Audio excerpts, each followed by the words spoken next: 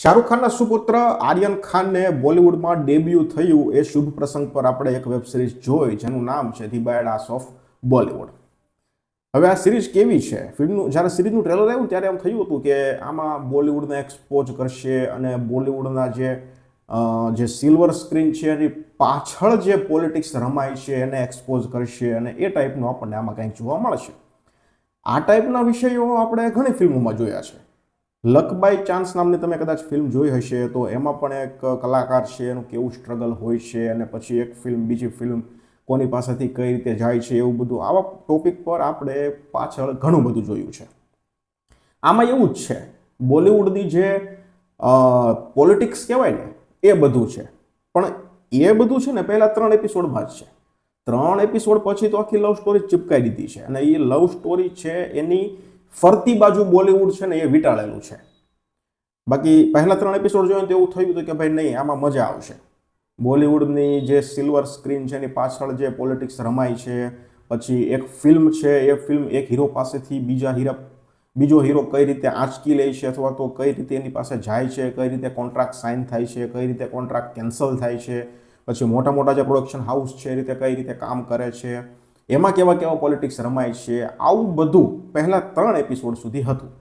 ચોથા એપિસોડથી આ લોકોએ ચિપકાવી દીધી છે લવ સ્ટોરી. આમાં થયું છે કેવું ખબર છે?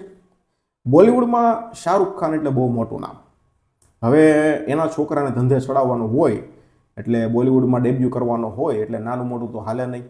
કાં તો એને બહુ મોટા પ્રોડક્શન હાઉસ સાથે કામ કરાવી, જો એ કલાકાર બનવા માંગતા હોય એ ભાઈ આર્યન ખાન, તો પછી ધર્મા છે કે પછી કોઈ બીજા બહુ મોટા પ્રોડક્શન હાઉસ એની સાથે કામ કરાવવું પડે અને એને લોન્ચ કરાવવું પડે.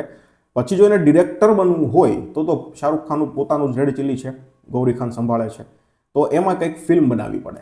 હવે ફિલ્મ બનાવવી હોય તો નાનો મોટો સ્ટાર એમાં ચાલે નહીં, સ્ટાર પણ બહુ મોટો જોઈએ.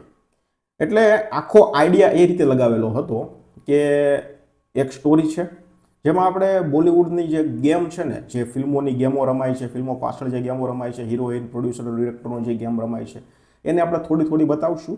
એ બાને કામ એ થશે કે બોલિવૂડને લગતી જો સ્ટોરી હોય, ફિલ્મ ઇન્ડસ્ટ્રીને લગતી જો સ્ટોરી હોય તો એમાં બધા હીરો હિરોઈનની જરૂરત પડે જ છે.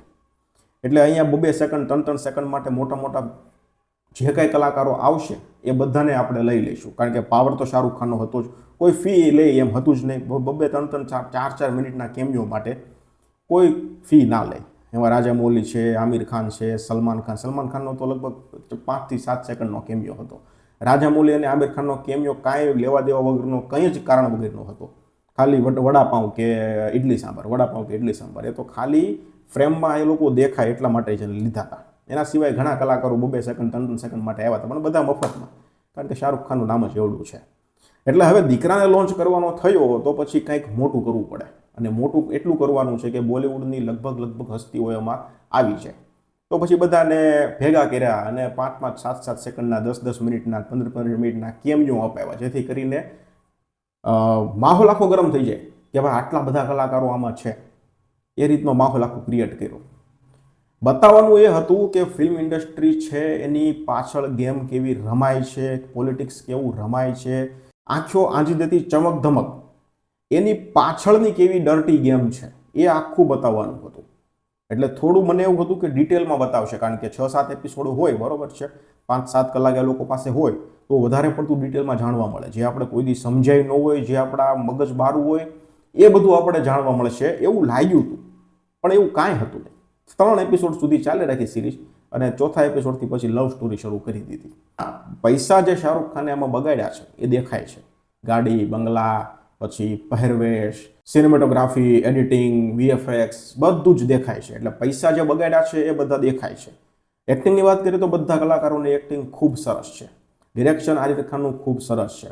પોતે પહેલીવાર કોઈ ફિલ્મ વેબ સિરીઝ ડિરેક્ટ કરતા હોય એવું નથી લાગી રહ્યું. આર્યન ખાનનું ડિરેક્શન છે એ ખૂબ સરસ છે. ડાયલોગ પણ સારા છે, એક્શન છે, કોમેડી છે, થોડો રોમાન્સ છે, બધું છે.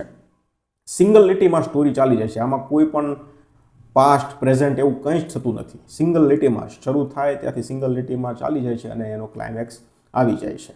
બોબી દેઓલનું કામ સુપર્બ છે. એકવાર મને એવું પણ ફીલ થયું કે બોલિવૂડમાં જે રિયલ ઘટનાઓ ઘટી હતી છેલ્લા 1.5 2 3 વર્ષમાં, એનો પણ થોડો પ્રકાશ પાડવામાં આવ્યો છે. જેમ કે ડ્રગ કેસ લઈ લો તો એનો પણ એક નાનો એવો સીન આવે છે જે આર્યન ખાનને પકડવામાં આવ્યો હતો એમાં.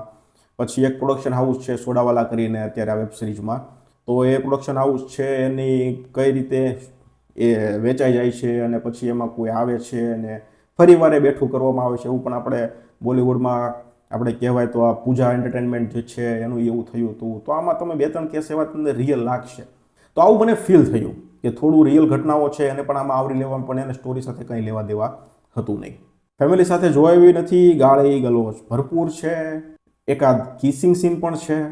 તમને લવ સ્ટોરી જેવું કંઈક પસંદ હોય અને એ લવ સ્ટોરીમાં થોડો બોલિવૂડ ફિલ્મોનો ઇન્ડસ્ટ્રીને લગતો તડકો મારેલો હોય એવું કંઈક જોવું હોય તો પછી આ વેબ સિરીઝ જે છે એ નેટફ્લિક્સ પર અવેલેબલ છે, તમે જોઈ શકો છો. વન ટાઈમ વોચ છે, હું આ સિરીઝને 2.5 સ્ટાર આપીશ. ધન્યવાદ.